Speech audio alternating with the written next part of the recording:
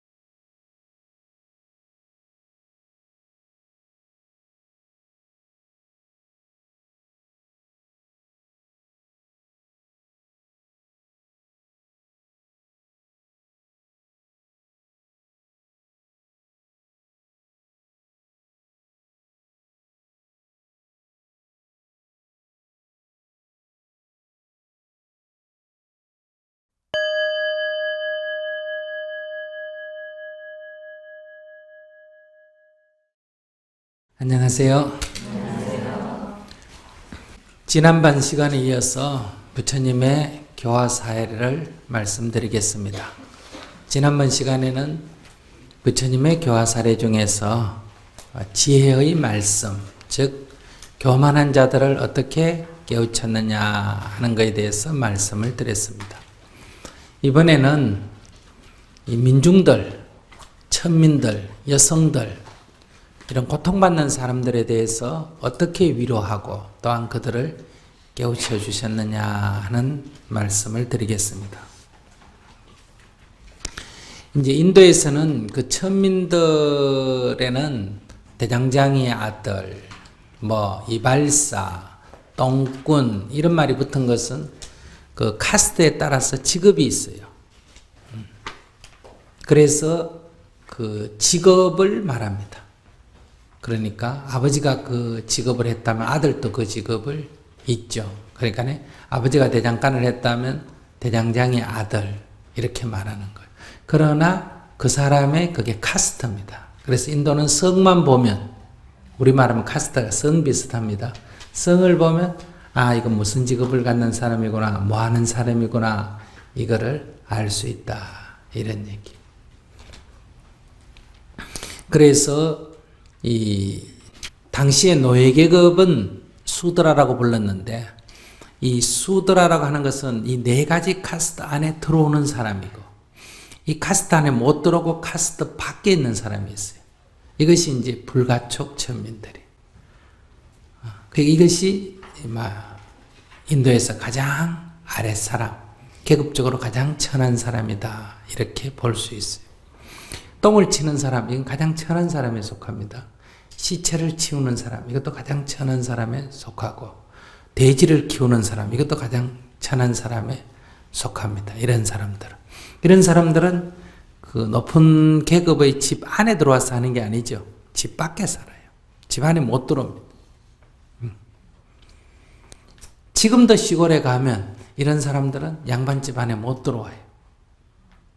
그 정도인데 2500년 전에는 어땠겠느냐 이걸 우리가 생각해 볼 수가 있죠. 여기서 이제 그 똥꾼 니다이에 대한 얘기가 있어요. 그러면 이 니다이라는 사람은 똥을 치우는 사람이다 이런 의미가 됩니다. 근데 이분이 이제 그 똥을 양통에다 치고 이거 메고 이렇게 이제 옮기는데 이 냄새만 이 고귀한 계급에게 풍겨뒀대요. 때리거나 죽이고 그런단 말이에요. 천민은 어느 정도로 천하게 여겨졌느냐. 양반의 그림자만 밟아도 어때요? 죽여버리는 이런 일까지 있었다고 그래요. 그런데 부처님과 부처님 일행이 이제 길을 가고 있는데 그 앞에서 니다이라고 하는 이 똥꾼이 똥통을 메고 왔어요. 오다가 보니까 부처님과 그 일행이 온단 말이에요. 물론 이 니다이는 부처님인지 아닌지 모르겠죠. 그러나 높은 계급 사람들이다 하는 건 안단 말이에요. 그러니까 그 똥통을 메고 가다가 냄새를 풍기거나 혹시 그들과 부딪히거나 하면 뭐 죽을 수도 있는 일이니까 이렇게 길을 피해 갔단 말이에요. 근데 부처님께서는 그것을 아시고 부처님도 오솔길로 들어갔단 말이에요. 그래 땅만 보고 막 가다가 탁 이렇게 부딪혔단 말이에요. 그 이제 넘어지고 똥물이 튀겨서 부처님 옷에까지 묻고 하니까 이제 큰일 났단 말이에요. 엎드려서 저를 죽여주십시오 하니까 부처님께서 일어나라 하고 데리고 내과에 가서 이제 옷을 씻게 하죠. 옷을 씻으니 어떻게 됩니까? 똥물을 묻은 더러운 옷이 옷을 씻으면 깨끗해지죠. 이처럼 본래 인간에게 더러움은 없다 이거죠. 누구나 다 수행을 해서 그 마음을 정화시키면 다 깨끗해진다. 이런 비유를 들어서 그 사람에게 맞는 비유를 들어서 뭔가 크게 깨닫게 만들죠. 그래서 그 니다이도 출가해서 아주 훌륭한 스님이 됐다 이런 얘기. 그 다음에 이제 우리는 바보 하면 누구를 생각합니까? 온달 이러잖아요, 그죠? 바보 온달이 이러지 않습니까? 그런 것처럼 인도에서는 바보 하면 주리반특 이래요. 주리반특이 바보의 대명사예요. 이 사람은 얼마나 머리가 나쁘냐? 문장 하나를 못 외운다 그래요. 문장 하나를. 그런데 그 형님이 출가해서 스님이 됐나 봐요. 그러니까 이 동생이 형 따라 그냥 자기도 출가해서 스님이 됐는데 그렇게 머리가 나쁘니까 이 법을 알아듣지를 못한단 말이에요. 그래서 얼마 있다가 결국은 누가 가르쳐도 지혜제일인 사리푸트라가 가르쳐도 이게 안 되는 거예요. 그러니까 이제 너는 안 되겠다. 집에 가라. 이랬어요. 그 자기도 뭐 이렇게 수행하고 싶은데 결국 집에 보내지니까 이제 훌쩍훌쩍 울면서 그 정사를 나왔단 말이에요. 그때 마침 부처님께서 정사로 들어오다가 만났어. 그래, 왜 그러냐 하니까 제가 하도 머리가 나쁘고 바보 같아서 수행자로서 적합하지 않다 해서 집에 가라고 합니다. 그래서 나가고 있는데 나도 수행을 하고 싶은데 그러면서 이제 우는 거예요. 그래 부처님이 나와 같이 들어가자 하고 이제 손을 잡고 데리고 들어왔어요. 그래 너는 뭘 잘하냐 하고 물어봤어요. 그 네가 잘하는 게 뭐냐 하니까 제가 청소를 잘합니다. 이래. 그래 그럼 네 오늘부터 여기 정사에서 청소만 해라. 그러니까 뭐 어려운 거 괜히 뭐 하라니까 그건 힘들지만 청소하라는 거는 어릴 때부터 해온 거니까 아주 쉬운 거란 말이에요. 그것만 해도 되느냐? 그것만 해도 된다는 거예요. 근데 다만 이렇게 외우면서 해라는 거예요. 티끌을 털고 때를 닦아라. 이걸 외워가면서 청소를 하라는 거예요. 근데 티끌을 털고 때를 닦아라, 티끌을 털고 때를 닦아라 이러면 청소를 하면 되는데 이걸 못 외우는 거예요. 얼마나 바보냐. 그래서 부처님께서 비구들을 다 모아놓고 원래 비구들은 자기 청소는 자기가 하죠. 자기 빨래는 자기가 하는데 이 주리반특을 위해서 여러분들이 청소할 일이 있거나 빨래할 일이 있으면 주리반특에 맡겨라. 주리반특을 위해서 대신에 그 옆에 지켜서서 티끌을 털고 때를 닦아라, 티끌을 털고 때를 닦아라고 계속 얘기해 줘라는 거예요. 그러면 청소하는 게 쉬워요? 옆에서 입으로 말하는 게 쉬워요? 말하는 게 쉽지. 그러니까 대중들이 뭐 손해 날 일이 아니잖아. 그죠? 부처님도 지시를 하는 거니까. 이렇게 해서 이제 자기는 열심히 청소하고 옆에서는 티끌을 털고 때를 닦아라, 티끌을 털고 때를 닦아라 이렇게 계속 나오는 거예요. 그러다가 어느 순간에 청소하면 깨끗해지시 어때요? 마음을 정화시키면 청정해진다 하는 거를 청소하는 중에 탁 깨달은 거예요. 그래서 얼굴에 환해져가 부처님께 왔어요. 부처님 제가 알았습니다. 그래. 그 얼굴 보면 벌써 알죠. 이렇게도 깨달았다 이거예요. 그러니까 그 깨달음이라는 것이 뭐 특별히 어려운 문장을 갖고 얘기하는 게 아니다. 자신의 그 경험 속에서 이렇게 자각하도록 인도를 했다. 이런 걸 보면 방편이 자유자재하다 하는데도 감복하지만은 그들 하나하나의 처지에 대한 애정과 사랑이 있었다. 어지간하면 이 정도는 어때요? 쳐내버리죠. 바보도 보통 바보라지 이 정도 바보면 같이 살기 어렵잖아요. 바로 이런 차이가 있었다 이거야. 그래서 우리가 부처님을 대자 대비하신 분이다 이렇게 말하는. 그 다음에 이제 막 유명한 것이 이제 살인자 앙굴리말라의 교화 얘기다 이렇게 볼 수 있어요. 이 살인자 앙굴리말라는 원래 사위성 사람인데 저 북쪽 그러니까 오늘날의 그 파키스탄에 있는 데까지 저 멀리 유학을 갔어요. 거기 훌륭한 스승이 있다 그래서 유학을 간 학생인데 어떻게 잘못돼 가지고 막 괴력을 가진 살인자가 됐어요. 근데 이 소녀는 그 멀리 외국에 유학을 갔는데 자기가 배우는 스승이 아주 훌륭한 사람이었어요. 그런데 이제 다른 학생들은 그 지역 학생이고 이 학생만 유학생이라 먼 데서 왔단 말이에요. 근데 이 학생이 공부를 잘했나 봐요. 착하고. 그러다 보니까 선생님과 사모님으로부터 이 학생이 굉장히 그 귀여움을 받았나 봐요. 그러니까 이제 친구들이 거기에 대해서 질투를 했다는 거예요. 근데 이 선생은 나이가 막 요즘 말하면 60이 넘는 그런 노인이고 이 선생의 부인은 막 두 번째 부인인지 모르지만 아주 젊은 그런 여인이었다 그래요.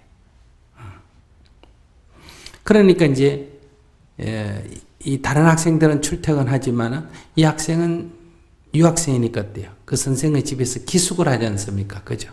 기숙을 하니까 어릴 때부터 이제 귀여워하면서 이제 밥도 해주고 이제 이렇게 했죠. 그런데 이제 그 사모님의 사랑을 독차지하고 선생의 사랑을 독차지하니까 아이들이 이제 좀 시기를 했다 이 말이에요. 근데 이제 이 아이들이란 거는 자꾸 크지 않습니까? 그죠? 처음에 데려올 때는 조만했지만 점점 커져가 이제 이게 청년의 모습을 드러내는 그런 때인데 여기도 이제 예 가지가 요까지는 같은데 그 다음부터 두 가지로 갈려요. 하나는 뭐냐 하면 이 청년을 시기 질투해 가지고 이 학생을 시기 질투해 가지고 그 친구들이 이제 늙은 선생한테 이제 모함을 한 거죠. 그러니까 이 학생하고 사모님하고 사모님이 젊으니까 뭔가 썸씽이 있다.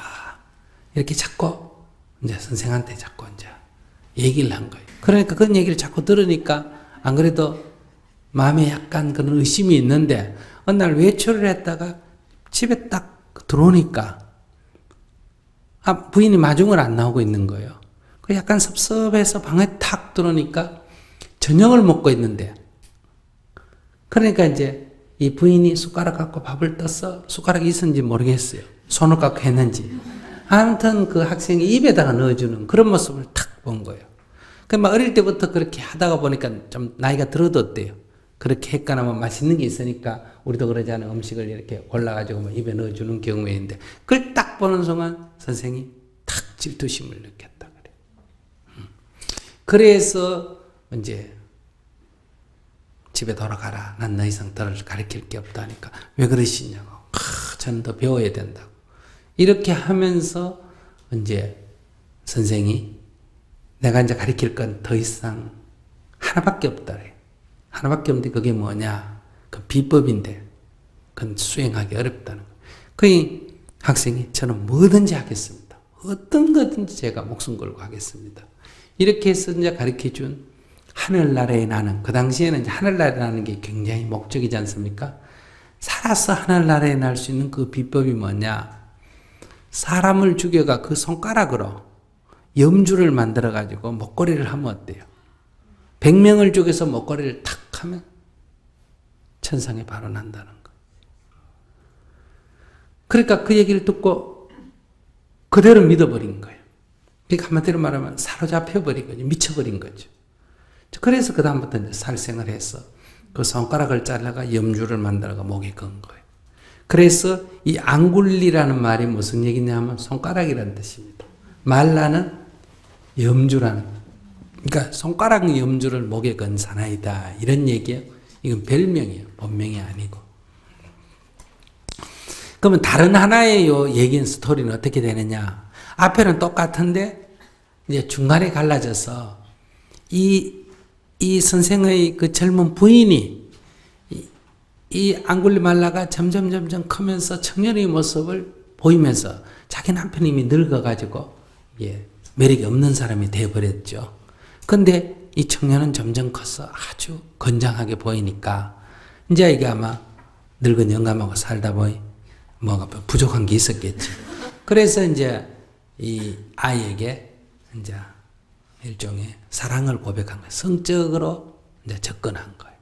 그러니까 학생이 딱 정색을 하면서 거절을 했단 말이에요. 어떻게 내가 사모님하고 그럴 수 있느냐 하고 딱 거절을 했단 말이에요. 그 너무나 그거를 막 인상을 쓰면서 큰일 날 얘기라고 거절을 하니까 그동안에 밥에 먹이고 키우고 몇 년을 했는데 자기는 참 정성을 다하기로는데 태도를 보면서 너무 큰 상처를 받은 거예요. 그 다음에 두 번째는 이제 이렇게 괘씸한 것도 있지만 두 번째는 이 사실을 만약에 남편에게 얘기하면 당신은 죽여버린단 말이에요. 그러니까 이 사실을 남편에게 또 얘기할지 모른다는 두려움이 있는 거예요. 그러니까 이제 자기가 먼저 공격을 한 거예요. 남편이 외출했다가 이제 돌아오는데 막 옷을 이렇게 탁 이렇게 포로 헤치고 막 이러고 막 땅바닥에 앉아가 막 우는 거예요. 그 남편이 막 우니까 왜 그러냐고 하니까 말도 안 하고 막 계속 우는 거예요. 그거 도대체 왜 그러냐 얘기해보라니까 막 도저히 얘기할 수 없다는 거예요. 얘기할 수 없는 게 어딨냐 그래도 얘기해보라니까 이럴 수가 있느냐. 이렇게 몇 년을 보살피고 키운 그 애가 오히려 어느 날 야수로 변해가지고 나를 겁탈하려고 했다는 거예요. 그러니까 늙은 영감이 얼마나 화가 나겠어요. 그죠? 그래서 얘를 당장 집으로 가거라. 이제 이렇게 하면서 그 애는 뭐건지 모르니까 저는 선생님 말씀 잘 듣고 공부하는데 아직 더 배워야 된다는 거예요. 이래서 이제 가르쳐 준 게 이거였다. 그러니까 다 비슷비슷한 얘기예요. 그 스토리가 약간 차이가 나지만 어쨌든 이렇게 해서 앙굴리말라라 하는 굉장한 살인자가 돼서 사람을 죽여서 그 손가락으로 목걸이를 만들어 목에 걸고 다니니까 그 얼마나 흉악범입니까? 그죠? 이렇게 해서 이제 그 지역에는 사람이 다 도망을 가니까 이제 이렇게 해서 점점 이제 고향으로 돌아오면서 이제 살인을 저지르는 거. 뭐 군대가 5명이나 경찰 이런 게 갔다 해봐야 이 사람 괴력이 못 이기는 거. 이렇게 해서 이제 점점 내려와서 이 슈라바스티 사이성 가까이로 오게 되니까 소문이 사람보다 빨리 오죠.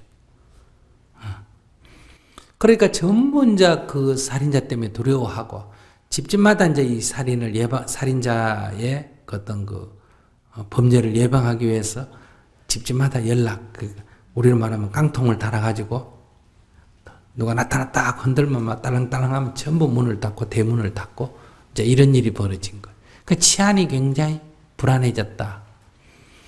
그러니까 이제 왕이 이제 군대를 풀어가 앙굴리말라를 잡기로 한 거예요. 그래서 왕이 1000명의 군대를 끌고 가서 이제 앙굴리말라를 잡겠다. 이렇게 된 거예요. 그러니까 앙굴리말라의 어머니 되는 분은 아들이 이렇다는 소문했지만 어머니로서는 얼마나 안타깝겠어요. 그래요? 그래서 부처님께 와서 하소연을 한 거예요. 그때 이미 앙굴리말라는 이제 99명의 사람을 죽이고 이제 한 명만 더 죽이면 어때요? 100명이가 승천한다. 그러니까 더 눈에 뵈는 게 없죠. 그러니까 그 어머니가 이제 부처님께 와서 하소연을 한 거예요. 이 일을 어떻게 하면 좋겠냐. 그래 부처님이 이제 앙굴리말라가 있다 하는 그 숲속으로 그 숲길로 부처님이 간 거예요. 그러니까 많은 사람들이 전부 도망을 가는 거예요. 앙굴리말라가 어디 있다 하면 전부 도망을 가면서 부처님 보고 그거 가지 말라는 거예요. 거기 가면 살인자가 나타난다. 그런데 부처님께서는 열애에게는 두려움이 없다 하고 그 길로 지나갔단 말이에요. 그러니까 부처님께서 그 길로 지나가야 아는가 다를까 숲속에서 칼을 빼들고 이제 쫓아나오는 거예요. 사문학계에 섞어라 하고 쫓아오는데 평상시 같으면 금방 가서 잡는데 부처님은 천천히 걸어가는데 자기는 막 죽게 살기로 뛰어갔는데도 어때? 닷질을 하는 거예요. 닷질을. 그러니까 이제 고함을 더 지은 거예요. 사무나 개 섞어라. 설하는데 왜 갔냐 하고 이제 고함을 지댄 거예요. 이제 그러니까 이제 헐렁벌렁 뛰어와가지고는 신경질을 팍 내는 거예요. 왜 살았는데 안 써? 이랬어요. 그러니까 보통 사람 같으면 어때요? 무릎을 꿇고 살려달라고 날릴 거 아니에요. 그죠? 그럼 뭐 칼 목을 치고 이러는데 부처님께서 빙긋이 웃으면서 나는 멈춘 지 오래됐다 이거야. 나는 선 지 오래됐다. 멈추지 않은 것은 너다 이거야. 이게 이제 부처님의 화법의 하나의 큰 특색이에요. 그게 썼느냐 안 썼느냐 이런 주제가 이제 흘러가야 되는데 부처님께서는 나는 쓴 지 오래됐다 하니까 주제가 바뀌어 버렸죠. 이렇게 해서 이제 당신이 쓰지 않았지 어째 내보고 쓰지 않았자 그러냐. 이러니까 부처님이 열에는 썼다는 것은 멈췄다는 것은 마음이 어때요? 이 번뇌가 일체가 다 멈췄다. 열에는 모든 번뇌가 멈췄고 모든 분별이 멈췄다. 그런데 너는 아직 멈추지 못했다 하는 거예요. 그때 이제 이 사로잡혀 있다가 정신이 번쩍 든 거예요. 정신을 차리고 본 자기가 엄청난 잘못을 저질러 놓은 거예요. 그래서 무릎을 꿇고 부처님 저는 어떻게 해야 좋습니까? 하고 이제 참여를 하는 거예요. 그래 부처님께서 법을 설하셨고 그런 법을 듣고 마음의 눈에 떨어진 거예요. 그래서 부처님께 저 같은 사람도 출가할 수 있느냐. 그러니까 부처님께서 오라 비구여 여기 법이 잘 설해져 있도다 해서 출가 스님이 됐단 말이에요. 그래서 이제 정사에 살고 있는데 이제 브라세나 지당이 부처님께 인사를 왔어요. 그래서 웬일이요 하니까 지금 앙굴리말라 잡으러 간다는 거예요. 밖에 지금 기원정사 앞에 1000명의 군대는 거 세워놓고 왜냐하면 부처님께 올 때는 무장 해제하고 혼자 온단 말이에요. 그래 잡으러 간다는 거예요. 그래 부처님 웃으면서 물었어요. 만약에 앙굴리말라가 출가해서 비구가 됐다면 어떡하겠어? 그러니까 아이고 부처님 그런 일은 있을 수가 없습니다. 그 살인자 앙굴리말라가 어떻게 그렇게 선한 마음을 내겠냐. 아니 그렇다면 어떡하겠어. 그러니까 그렇다면 내가 그를 경배하고 그에게 공양을 올리겠어. 이렇게 얘기했어요. 가능성이 전혀 없다는 데서 이제 그런 말을 한 거예요. 그러니까 부처님께서 이 비구가 바로 앙굴리말라요. 그러는 거. 바로 옆에 있는 사람. 그러니까 왕이 막 도도로도로 떠는 거예요. 왜? 그는 괴력을 가지죠. 자기는 아무 무장도 안 하고 그냥 왔단 말이에요. 그러니까 부처님께서 두려워 마시오. 그의 이름은 아힘사. 아힘사는 것은 비폭력이란 뜻이에요. 그의 이름은 아힘사요. 그러니까 앙굴리말라에게 어떤 법명을 줬다. 아힘사, 비폭력이라는 법명을 줬다. 그래 이 왕이 정신을 차려 가만히 보니까 그는 어느 수행자 이상으로 아주 완연한 수행자예요. 그래서 왕이 그에게 절을 하고 공양을 올릴 것을 맹세하고 돌아갔다. 이 말. 그때 왕이 부처님께 이렇게 말했다 그래요. 부처님은 세존은 정말로 위대하십니다. 나는 1000명의 군대를 가지고도 그를 제어하지도 못했고 제어한다 해도 겨우 죽이는 정도밖에 못하는데 부처님께서는 아무도 안 가지시고 어때요?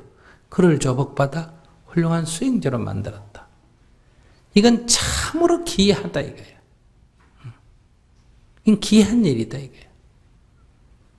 이러면서 앙굴리말라의 교화는 이 브라세나 지당에게 있어서는 부처님의 한없는 위신력을 느끼게 된 거죠.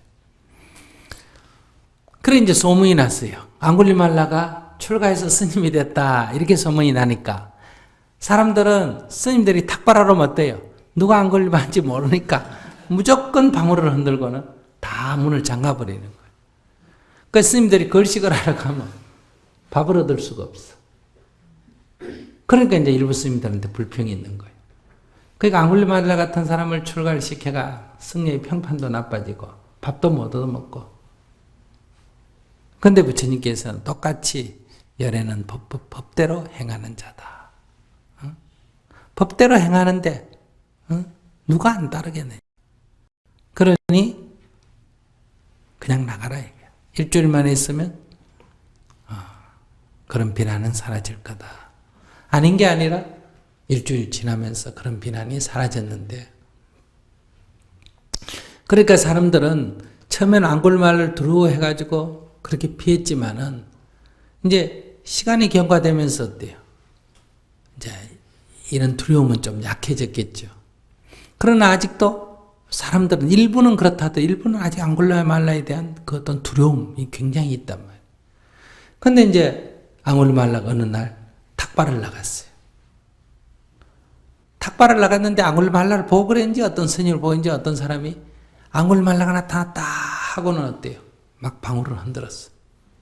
근데 앙골말라가 찾아간 그 집은 마치 여자가 해산을 하고 있어. 아기를 낳다가 앙골말라다 하니까 막 깜짝 놀라가 기절을 해버렸어. 아기가 나오다가 막 또 멈춰버리고 나는 죽게 됐어. 아기도 산모도. 그래서 부처님이 급히 와서 이 얘기를 했습니다. 부처님 큰일 났습니다. 그러니까 부처님께서 앙골리말라 보고 앙골리말라야 다시 그 집으로 가라. 그래서 이렇게 말해라.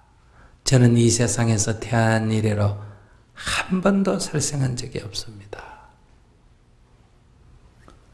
그러니까 앙골리말라 저는 얼마나 많은 사람을 죽였습니까? 하니까 출가한 이후로 이라는 거예요. 그러니까 이 세상에서 태어났다 하는 것은 출가하는 것은 새로 태어난 거다 이 말이죠. 그래서 그 집에 가서 저는 이 세상에서 태어난 이래로 한 번도 살생한 적이 없습니다 하니까 그 여인이 정신을 차리고 아기를 순산했다 이래. 어쨌든 이런 사건이 이제 있으면서 이제 앙골리말라가 그런 괴력을 처음에는 앙골리말라를 두려워했고 스님이 됐다니까 스님을 다 피했는데 이제 시간이 흐르면서 앙골리말라에 대한 이제 어떤 두려움은 사라졌단 말이에요. 그러나 사람들은 앙골리말라에 대한 뭐가 있다? 어떤 원한이 있단 말이에요. 그러니까 앙골리말라가 괴력을 안 쓴다 하니까 전에는 무서워서 도망가다가 괴력을 안 쓴다 하니까 이제 앙골리말라를 공격을 했단 말이에요. 그래서 앙골리말라 어느 날 걸식을 하러 갔다가 그 많은 사람들이 군중들이 던진 그 돌멩이를 맞고 피투성이가 되어 쓰러졌단 말이에요. 그 소식을 듣고 부처님이 쫓아왔을 때는 이미 그는 돌이킬 수 없는 지경에 이르렀어요. 그때 부처님께서 후회가 있는가 이래 물었더니 그는 부처님께 부처님 저는 아무런 후회가 없습니다. 저는 안 원합니다. 숨을 거두는 순간 그런 일체 두려움이나 분별 없이 조용히 열반에 들었다. 이것이 이제 앙골리말라 같은 그런 살인자도 붓다를 만나서 위대한 수행자가 될 수 있었다. 그러나 대중은 이런 것을 모르죠. 그러니까 모양과 형식 이름에 집착하니까 결국은 그를 보복해서 죽인 게 됐다. 그래서 우리가 사위성에 지금도 가면 사위성 안에 큰 두 개의 탑이 있는데 하나가 사위성에서 큰 부자인 누구 기원정사를 지은 수다타 장자의 탑이 있고 탑 하나는 앙골리말라를 기념한 앙골리말라 수탑화가 있어요. 라우라는 12살 어린애 때 출가했다 그랬죠. 그러니까 자기가 선택해서 출가한 거 아니니까 그 왕궁에서 살다가 이런 숲속에서 밥 얻어먹고 사는 게 얼마나 힘들겠어요. 지루하고 무료하고. 그러니까 늘 말썽을 일으켰다 그래요. 그러면서 부처님 어디 계시냐 그러면 여기 계시면 저기 계신다고 저기 계시면 여기 계신다고 그러고 이렇게 거짓말도 하고 이렇게 해서 평판이 나빴어요. 이제 그러던 어느 날 부처님께서 이제 라우라를 위해서 설법을 하시는데 이제 그릇을 깨끗한 걸 하나 가져와서 라우라를 보면서 물을 떠오느라 그랬어요. 라우라가 물을 떠오니까 내 발을 씻어라. 그러니까 이제 스승의 발이나 선배의 발이나 아버지의 발을 씻기지 않습니까? 발을 다 씻었어요. 그러니까 이 물을 마셔라 이러는 거예요. 안 마신다. 왜? 더러웠다 그러는 그럼 물을 버리고 오느라 물을 버리고 왔어요. 이 대야에다가 내일 아침에 밥을 담아 먹어라 하니까 안 먹겠다는 거. 왜 그러냐니까 아이 더러운 물이 담겼으니까 그릇이 더럽다는 거. 그러니까 이제 부처님은 그걸 비유를 들어서 물은 본래 깨끗하지만 어때요? 더러운 걸 씻으면 더러워지고 그릇은 본래 깨끗하지만 더러운 물을 담으면 어때요? 그릇 또한 더러워져서 밥을 담아 먹지 못하듯이 우리의 몸과 마음은 본래 청정하지만 거짓말을 하고 이렇게 하면 이렇게 마음이 더러워지고 더러운 마음이 담겨 있으면 사람들이 그 사람을 불신하기 때문에 그 사람을 멀리하게 된다. 마치 그 그릇에 밥을 담아 먹지 않겠다는 것처럼. 근데 이런 비유를 들어서 설명하니까 그때 라우라가 크게 깨달았어요. 그 이후부터는 부지런히 정진해서 부처님의 10대 제자가 됐다. 이것이 이제 우리가 말하면 청소년 교화의 하나의 사제라고 볼 수 있겠죠. 그러니까 청소년들에게는 뭔가 이렇게 실예를 들어서 알 수 있도록 해줘야 된다. 출가를 했어요. 그러니까 정반항으로서는 참 낙담이죠. 자, 아들 출가했죠. 거기다 또 부처님이 동생인 난다도 출가했죠. 또 어때요? 손자도 출가해버렸죠. 그러니까 정반항 아래 남자란 남자는 하나도 없어져 버려요. 그래서 정반항의 죽자 왕이 계셨으니까 어디 갔냐면 정반항의 동생의 아들, 정반항의 아들을 백반항이라고 번역하는데 그 백반항의 아들, 그러니까 정반항의 조카가 되겠죠. 그러니까 부처님의 뭐다? 사촌 동생에게로 마하마나라고 하는 그로 왕위가 넘어갔어요. 이제 이런 이제 상태니까 정반항이 돌아가시자 우선 마하파치 파티 부인이 어때요? 자, 남편도 없고 부모도 없고 자식도 없고 손자도 없고 남자가 하나도 없어졌단 말이에요. 그 다음에 부처님의 아내였던 야소다라 공주도 어때요? 아들도 출가해버려서 없죠. 그러니까 이런 여인이 500명이나 됐다는 거예요.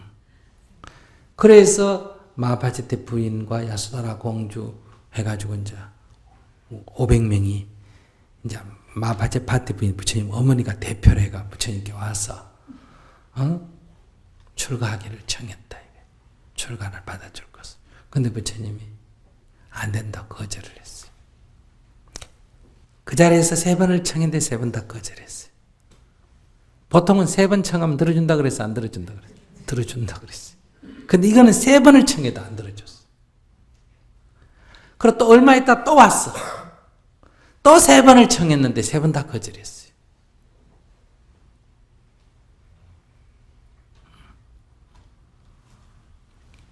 그런데 얼마 있다가 또 찾아왔어요.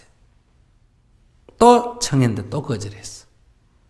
그러니까 찾아와서 처음에 3번 청했는데 3번 다 거절됐을 뿐만 아니라 3번째 찾아왔는데도 거절이 됐어요.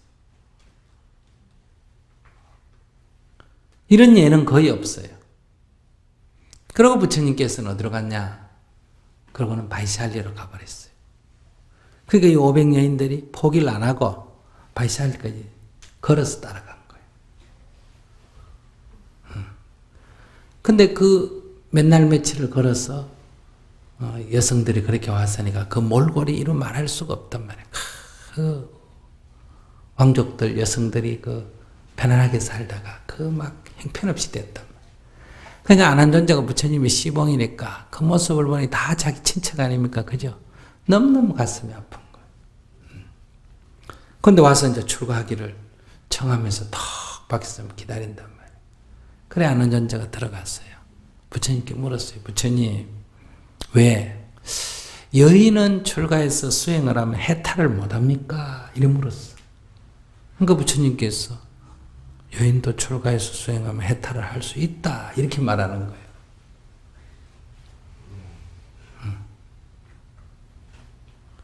그래 이제 안한존자가 부처님께 마하파치 부인이 부처님을 키우기 위해서 어린 시절에 얼마나 많은 애를 썼는지를 그 공덕을 하나하나 얘기를 합니다. 그러면서 밖에서 출가하기를 원하고 있습니다. 그러니까 부처님께서 나도 마하파치파티 부인 양모의 공덕이 얼마나 큰지 누구보다도 잘 알고 있다. 그러나 여성이 수행을 하는 데는 많은 한계가 있대. 만약에 여성이 그것을 감안하고도 출가를 하려면 인정을 하겠다. 그래서 8가지 조건을 얘기했더니 그 8가지 조건을 갖고 마하파치 부인한테 얘기했어요. 그랬더니 마하파치 부인은 출가만 허락한다면 8가지 아니라 어떤 거라도 관계없겠다. 받아들였어요. 그래서 여성이 출가가 허락이 됐다. 다시 말하면 여성의 출가가 허락이 된 뒤에 이 여성의 출가는 당시의 출가 생활에 이 사회적인 조건하고 여성 출가가 좀 안 맞아요. 남자들은 탁 남 밑에서 다 떨어진 옷 입고 가슴 다 드러내놓고 떡 앉아 이렇게 명상을 할 수 있죠. 몸에 대한 모든 집착도 버리고. 근데 여자는 당시에 떡 앉아가지고 가슴 다 드러내고 떡 앉아 이렇게 명상하면 지나가던 남자가 그냥 성폭행을 해버리는 거예요. 주인 없는 여자에다가. 그러니까 이 여성이 이게 정상대로 할 수가 없는 거예요. 그래서 초기에 여성들의 성추행 사건이 굉장히 많이 생겼어요. 근데 여성들도 대단한 사람들이 어느 날 한 여성이 탁 이렇게 명상을 하고 있으니까 남자가 와서 당신 눈이 너무 아름답습니다. 이렇게 이제 유혹을 한단 말이에요. 근데 부처님 같으면 손가락으로 탁 해가 노파로 만들어버리든지 하면 되는데, 그걸 이렇게 딱 힘도 세지. 그러니까 이제 성폭행을 하려고 그런단 말이에요. 그러니까 이 비구니가 어떻게 하냐. 눈이 아름답고요. 제가 눈을 빼드리겠습니다. 손가락 갖고 눈을 딱 빼가 줘버린 거예요. 그런데 뭐, 거기 덤대겠어? 도망가겠어? 도망가겠지. 이만큼 강했단 말이에요. 그래서 이게 견딜 수 있었던 거예요. 그 정도로 비구니들이, 초기에 출가한 비구니들이 그 사회적인 한계를 극복하는데 힘썼어요. 그러나 이 비구니들이 도저히 이게 사실 어려워요. 그런데 이제 당시에 이 여자들은 집에 있고 밖에 잘 안 나오는데 이 여자들 중에 자유로운 여자들이 당시에 딱 한 부류가 있었어요. 누굴까? 기생이에요. 이 기생은 주인 없는 여자 아닙니까? 그죠? 그러니까 기생은 아무데나 모욕도 하고 자유롭단 말이에요. 그러니까 이 비구니들은 남자들이 볼 때 뭐 취급했다? 기생과 동격으로 봤단 말이에요. 이 주인 없는 여자들이고. 나중에는 자꾸 이런 문제가 생기니까 비구니들은 독립적으로 이렇게 수행 못하고 비구 수행 쳐서 곁에 수행하도록 이렇게 했던, 보호하기 위해서. 이제 이런 데서 이제 비구니들이 이제 계율적으로 자꾸 뭐가 생긴다? 일종의 제약이 생긴 거죠. 그러나 이것은 원래 정신은 보호하기 위해서 생긴 거예요. 이렇게 해서 이제 비구니가 허락이 됐다. 근데 가톨릭에서는 지금도 여자는 신부가 될 수 있습니까? 없습니까? 없지. 근데 불교는 2600년째 그렇게 남녀 차별이 심한 사회에서 부처님께서는 여성의 출가를 허락했다는 거예요. 근데 부처님께서 여성의 출가를 허락했는데도 불구하고 오늘날 남방불교에서는 비구니 제도가 없어져 버렸어요. 없앨 때 이 책임을 누구한테 맡겼어요? 교묘하게 이걸 변경을 해요. 부처님이 허락을 했는데 그걸 없앨 수는 없잖아. 그죠? 그러니까 어떻게 설명을 하냐면 부처님은 안 된다고 3번이나 거절을 했다 이거야. 부처님은 여성은 출가하면 비구니가 될 수 없다고 했는데 안 한 존자가 자꾸 사정을 해가지고 어때요? 그래가지고 부처님이 할 수 없이 비구니 제도를 인정했다. 그러니까 이거는 부처님 잘못이 아니라 누구 잘못이다. 안 한다는 자 잘못이에요. 그래서 나중에 비구니 제도를 없애버렸단 말이에요. 그러니까 이런 기록들은, 그러니까 안한존자가 잘못해서 이랬다 하는 기록들은 결국은 이걸 없애는 이 흠을 결국은 안한존자에게 덮어 씌워가지고 없애는 하나의 그런 데서 이제 이게 조금씩 왜곡돼서 내려오는 거죠. 그러니까 경전에 여성은 출가하면 성불 못한다 이런 말 없단 말이에요. 그러나 후대의 논장, 다시 말하면 해설처에는 어때요? 여자는 출가해서 성불 못한다 이런 식으로 나온다. 원래 인도 힌두교에는 여자는 5가지가 못 돼요. 전통사상에. 첫째 뭐다? 전륜성왕이 될 수가 없다. 여자는 전륜성왕이 되지 못한다.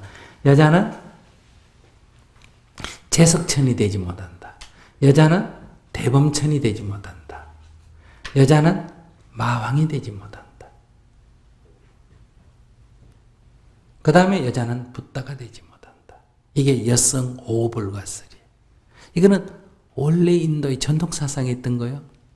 근데 부처님은 여성의 출가를 허락했는데 다시 불교 논장에, 일부 논장에 여성의 오불가설. 오불가설의 가장 핵심 뭐다?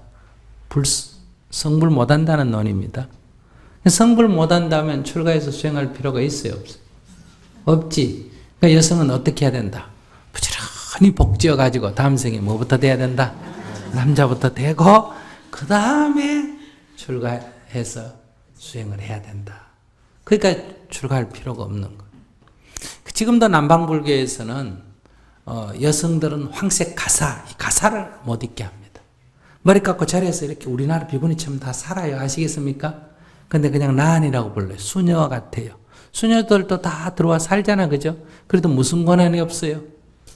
이 미사드릴 권한이 없듯이 이 남방불교에서는 이 여성들이 들어가 다 하고 살아요, 우리처럼. 그런데 비구니, 황색 가사를 입을 권한이 없어요. 그래서 흰 옷 입고 지내요. 하얀 옷 입고. 그러니까 이 태국이나 여행 가면 하얀 옷 입고 머리 깎고 있으면 우리나라 비구니 같지만은 이 가사를 못 입어요.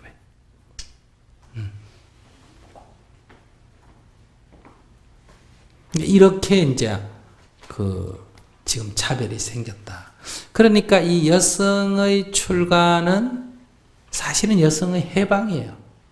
여성은 언제나 남자의 존속된 존재, 누구의 딸, 누구의 남편, 누구의 아내라고, 누구의 딸, 누구의 아내, 누구의 어머니라고 불리는, 이게 삼종지도라 그래. 평생의 여자는 주인을 몇 번 바꾸는다? 3번 바꿔요. 그런 존재인데 출가를 해버리면서 자기 이름을 갖는 거예요. 누구라고 불리지 누구의 무엇이라고 불리는 게 아니다 이 말이에요. 독립된 존재로서의 인간이 됐다. 그러니까 이 비구니의 출현은 단순히 그냥 성직자가 나왔다는 게 아니라 바로 이것은 여성이 한 사람으로서 독립적으로 인정을 했다 이런 얘기예요. 그런 데서 이 바이샬리는 스님이 생각할 때 이 바이샬리는 여성 해방운동의 진정한 성지다 이 말이에요. 그러니까 여기에다가 이제 앞으로 절을 하나 지어가 비구니 절을 지어가. 우리나라 사람들은 비구니 될 수 있죠. 남방불교 사람들은 이걸 허락 안 하니까 태국 사람이나 스리랑카나 이런 데 있는 여성들이 스님이 되고 싶으면 이 바이샬리에 와서 여기서 계를 받고 딱 스님이 되면 남방불교에서도 무시하기가 좀 어렵겠지. 왜? 부처님이 했는데, 부처님이 한 곳에서 부처님이 했는데 너가 없앴는 것을 복원한 게 되지. 대승불교는 지금도 여성의 출가를 허락하죠. 대만이나 한국 같은데, 일본 같은 데서는. 그러나 이제 우리 사회가 항상 남성 중심이고 여자를 차별하다 보니까 아직도 우리가 비구니 제도는 허락하지만은 우리 종단 안에 비구니와 비구 사이에 어떤 권리가 동등합니까? 차별이 있습니까? 차별이 있어요. 이건 법적으로도 아직은 좀 덜 바뀌었고, 또 법적으로 바뀌었다, 제도적으로 바뀌었다 하더라도 이 문화적으로 아직 남아 있습니까? 안 남아 있어요. 남아 있죠. 우리가 지금 우리 남녀 차별을 이 제도적으로는 거의 평등하게 했잖아, 그죠? 그래도 우리 당장 여기 현실적으로 남아 있어요, 안 남아 있어요? 남아있어요. 왜냐하면 이게 오랜 습관화되어 있는 거니까. 이제 그런 데서 부처님 당시에 처음인, 그러니까 앞에서 얘기한 대로 웃바리가 출가할 때 부처님은 아무런 제재가 없었는데, 여성이 출가할 때는 상당히 좀 기간을 두고 출가를 허락했지 않습니까? 그럼 뭘 말할까? 이 계급차별보다 성차별이 더 컸다, 당시 사회적인 분위기가. 조선시대 보면 상놈이라도 어때요? 어떻게 해가 양반 계급 달고 뭐 어떻게 잘 보이면 뭐 출세하고 그럴 수 있어요, 없어요? 남자일 경우는 있지. 드물 집안은 있을 수 있단 말이에요. 그러나 공주라 하더라도 여자가 과거 시험 칠 수 있어요, 없어요? 없어요. 그러니까 이 성차별은 이 다른 차별보다 월등하게 더 근본적인 겁니다.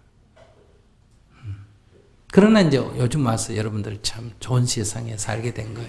거의 이것이 지금 제도적으로는 거의 없어졌고 관습적으로만 좀 남아있는 편이죠. 그러나 아직도 이제 인도라든지 여러 세계 곳에 가보면 아직도 이것이 관습적으로 뿐만 아니라 제도적으로도 많이 남아있습니다. 법률적으로도 남아있고.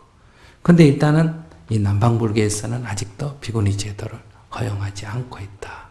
이럴 때 이제 바로 우리가 부처님이 2600년 전에 허락했다 하는 게 참 중요한 거예요.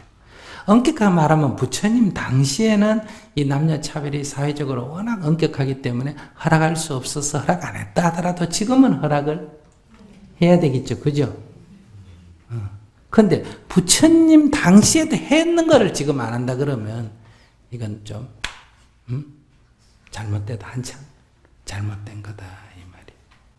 그런데 이제 그런 문화를 가지고 있는 사람은 이걸 못 느낍니다. 그래서 우리가 이 남방불교권에서는 뭐 가난한 사람, 불쌍한 사람 도와주는 것도 좋지만은 이런 이제 여성 불자 비구니들을 우리가 어떻게 도울 거냐. 이것도 굉장히 중요한 문제. 이것은 종교적인 문제인 동시에 뭐다? 사회적인 문제. 그러면 이제 몇 가지만 더 얘기하면, 어떤 가난한 집 여자가, 부잣집에 시집을 가게 됐어요. 가난한 집이고 부잣집이기도 하지만, 신분이 낮은 여자가 신분이 높은 남자한테 시집을 가게 됐어요. 그러니까 어린 처녀가 나이 많은 남자한테 가게 된 거예요. 왜 그러냐면 그 집에 남자를 못 낳은 거예요. 아기를 못 낳았다 하지만 여기서 아기를 못 낳았다는 말은 뭘 말합니까? 남자를 못 낳았다는 뜻이에요. 여자를 낳은 거 그거는 뭐 중요한 게 아니기 때문에. 그러니까 일종의 시바지로 이제 부모가 돈을 받고 어때요? 이제 처녀를 시집을 보냈단 말이에요. 그러니까 가난한 집이고 신분이 낮은 집에 있다가 신분이 높고 부잣집에 시집을 갔단 말이에요. 어쨌든 남편이 나이 많고 뭐 이건 둘째치고 본인한테는 이게 좋은 일이 나쁜 일이 이제 훨씬 살기가 나아졌단 말이에요. 근데 시집을 가서 아들까지 낳았어. 그러니까 갑자기 대우가 좋아졌단 말이에요. 그렇게 해서 참 행복하게 이게 웬 떡인가 하고 살았는데 아들이 6인가 7살에 아들이 갑자기 죽어버렸어요. 그러니까 자식 죽은 엄마의 심정이 어떠할 거냐가 말할 것도 없고 이 자식이 죽으면 이 여인은 이 집에 있을 가치가 없잖아. 그죠? 뭐 정상적인 결혼이라면 그냥 있지만 이런 경우에는 그냥 쫓겨나게 되잖아요. 그러니까 그 여인이 겪는 그 어떤 슬픔과 고통은 이루 말할 수가 없는 거예요. 근데 아무리 살리려고 해도 안 되는 거예요. 그 여인이 거의 미쳐버리다시피 했어요. 그래서 그 아기를 죽은 아기를 안고 내 아기를 살려줘 내 아기를 살려줘 미쳐가 길거리 다녔단 말이에요. 근데 뭐 죽은 사람은 어떻게 살려요? 그러니까 누가 말해줬어요. 너무너무 애처롭게 우니까 저 부처님께 가보라고. 그래 이 여인이 이제 아기를 안고 부처님께 왔어요. 그래서 살려달라고 하소를 하니까 부처님 가만히 보시더니 그러니까 부처님께서 이렇게 보신다는 것은 그 여성의 마음의 상태를 보는 거죠. 보더니 여인이여, 예, 그러니까 시체를 거기 놔두고 아기를 거기 두고 저 저자에 가서 사람이 죽지 않는 집에 가서 사람이 한 번도 죽지 않는 집에 가서 개자씨 하놓고만 얻어올 수 있겠는가? 네, 이러는 거. 그러면서 바로 쫓아나갔어. 그 여인이 생각할 때 어떻게 생각했어요? 이 개자씨만 구해와서 먹이거나 뭐 어떻게 하면 뭐다? 우리 애가 살아날 수 있다. 이런 생각을 했을 거 아니에요. 그죠? 그러니까 막 가서 개자씨 있습니까? 예. 하나쯤 줄 수 있습니까? 예. 근데 조건이 있죠? 이 집에 사람이 한 번도 죽은 적이 없습니까? 하니까 아이고 작년에 우리 할아버지 돌아가셨는데요. 이거 안 되는 거예요. 또 딴 집에 가 얘기하니까 또 작년에 어머니가 돌아가셨다. 또 딴 집에 가니까 누가 죽었다. 그게 너무 쉬울 것 같았는데 아무리 가도 사람이 죽지 않는 집이 없잖아요. 근데 아들을 살린다면 정신이 팔려가지고 계속 하루 종일 해가 질 때까지 다닌 거예요. 그래서 그 성내 마지막 집까지 갔단 말이에요. 그래서 사람이 한 번도 죽지 않았습니까? 하니까 그때 그 사람은 에이 여보소, 사람이 죽지 않는 집이 어딨어? 이렇게 탁 고함을 치는데 그때 탁 깨달은 거예요. 그러니까 그 애기 죽었다고 해가 그 미처가 있는데 말하면 귀에 들어갈까 안 들어갈까? 안 들어가겠지. 그러니까 이 집집마다 찾아다니면서 조금씩 어때요? 집착이 떨어져 나가는 거죠. 그래서 마지막에 이제 탁 깨달은 거예요. 그래서 얼굴이 환해져가 돌아왔어요. 부처님 알았습니다. 부처님 알았습니다. 부처님 잘 알았습니다. 그래서 그 여자의 고뇌를 덜어줬다. 존재의 본질을 깨뜨려 봄으로 해서 어떤 상황에도 여여한 열반의 경지에 들게 됐다. 이게 뭔가 이 원리를 알아야 돼요.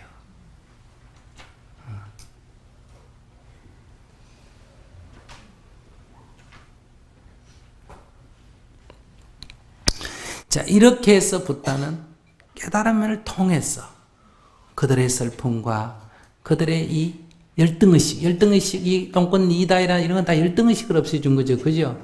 열등의식이라는 것이 하나의 의식에 사로잡혀 있는 거예요. 슬픔처럼 열등한 것도 마찬가지.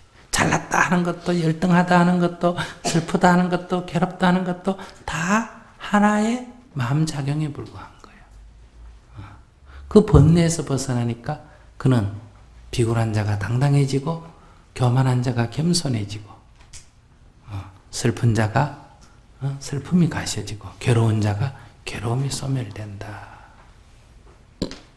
이렇게 이 세상을 유행하시면서 중생의 근기 따라 그들을 깨우쳐 구제했다.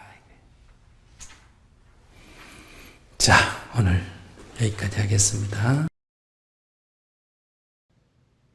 방금 들은 법문을 마음에 새기며 1분 명상을 하겠습니다.